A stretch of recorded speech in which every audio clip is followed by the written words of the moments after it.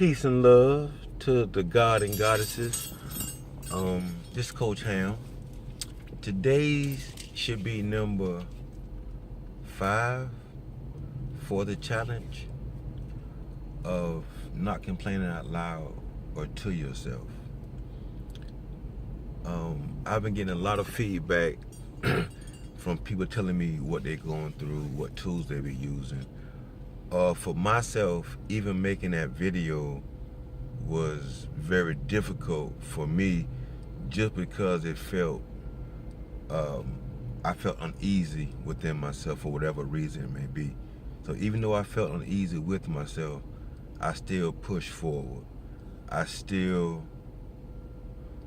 day 4, not day 5, day 4. I apologize. So anyway, yesterday I just had this emotion and feeling in me that I needed to cry. I just felt like I needed to cry, but there was nothing particularly wrong. So what I did was I allowed myself that time to just cry, just to get it out. And what came up was very interesting. It was about all my intimate relationships, all my personal relationships, just every relationship I had that it was disconnected in any type of way. I felt like all of those hurts and pain at the same time, and my body just wanted me to acknowledge that. So by me not actually focused on complaining, I noticed I have a whole different area that these issues can come up with a blank slate and not worried about being judged, but being gauged, so that way I can move forward on them.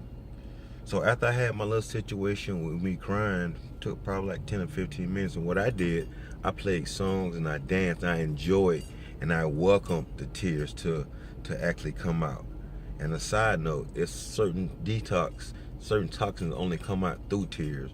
And a lot of times tears is a way of the spirit of purging and getting away of something. So I know as men, they tell us we shouldn't cry, we shouldn't do that.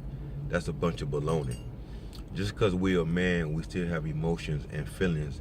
And what happens is we're disconnected from them. It's time to reconnect with that, with our feminine side in us, the yin and the yang, the masculine, the feminine, the positive, the negative, God, the devil. Everything needs something to vibrate off of. So we have to embrace and synchronize with that within ourselves. And another tool I use is The Way of the Superior Man. It's a beautiful book. It's an audio book. You can get it on YouTube. David Deida, D-E-I-D-A, The Way of the Superior Man. And it breaks down the different elements of the feminine energy and the masculine energy. And through this 7-day challenge, when I'm in my car driving from Boca to Miami, it gives me time to listen to that and allow it to absorb within me, and it makes sense of why I cried yesterday. It's a way of the feminine energy just expressing itself. But us as a man, we would want to dumb it down. Or it makes us aggressive because we were never taught to deal with it. And my blessing was me having my son since he was 6 months old, and my womanly intuition kicked in to the point where I could hear him cry before he started crying. If he's walking on the carpet, I can see a very small needle because it might hurt his foot. So it kind of intrigued me that my vision got better, my hearing got better. So my blessing was being in a situation to take care of my son. And when I took care of him, that actually pushed me forward and it helped evolve that feminine energy within myself.